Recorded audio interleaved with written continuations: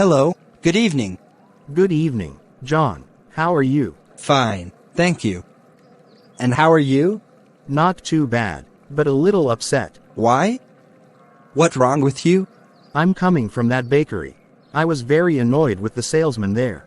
I wanted some mixture and the fellow put his hand into the jar and started taking it out with his bare hand.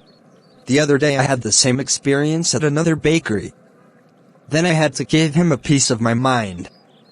I wonder why people don't use spoons and other cutlery for handling food items? The problem is that they are used to doing things in the old, traditional, unhygienic way. They don't know that their hands are teeming with microscopic germs. Most customers don't complain and don't even know how unhygienic it is to use hands to take food out of containers.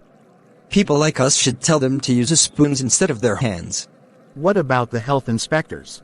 Don't they see such things when they go to a bakery? These health inspectors should also insist on the waiters using a pair of tongs for handling snacks at snack bars or delicatessens. One is filled with nausea at the sight of somebody serving you food with his base hands. It is high time people were enlightened on such matters.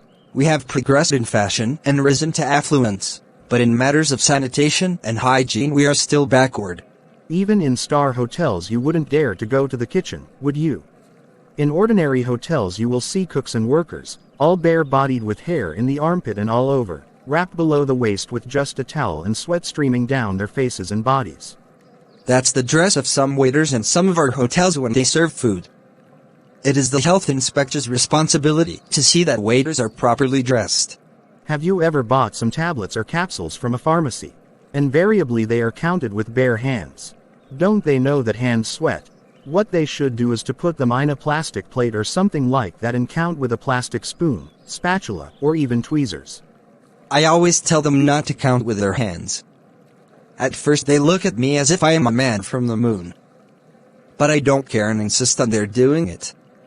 Naturally they start counting them with a spoon. There is no harm in others understanding what is right and what is wrong. Haven't you seen people wrapping bread and other snacks in old newspapers? Do they think these old papers are clean and germ-free? In fact, the printed paper releases toxic substances into hot and only food. Imagine how many people might have used them.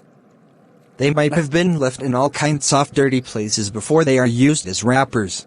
It doesn't matter if they are used to wrap food items that are going to be cooked. Just because we have a bath every morning and wear clean clothes, doesn't mean we are hygienic. In hotels I have seen even decently dressed people throwing bones and other things on the table or on the floor under the table. The place starts stinking in no time. Can't they be supplied with bone plates on every table and made to use them? Spitting in public places is another health hazard. Some people chew betel leaves and spit all over and even from moving vehicles. No amount of laws can stop all this. The best thing to do is to start teaching children in primary schools the basics of good hygiene.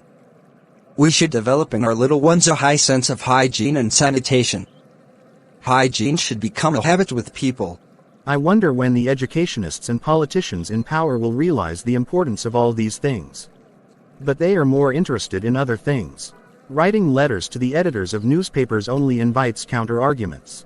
That is my experience. You can't blame the authorities for not taking proper action against the culprits. People should help themselves. These norms can't be imposed on others, they should be imbibed. That reminds me of something I have always had in my mind. Rahul, when somebody is seriously ill, we call an ambulance, don't we? What happens when someone dies?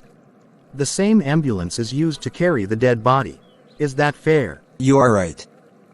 People often die of various contagious or infectious diseases.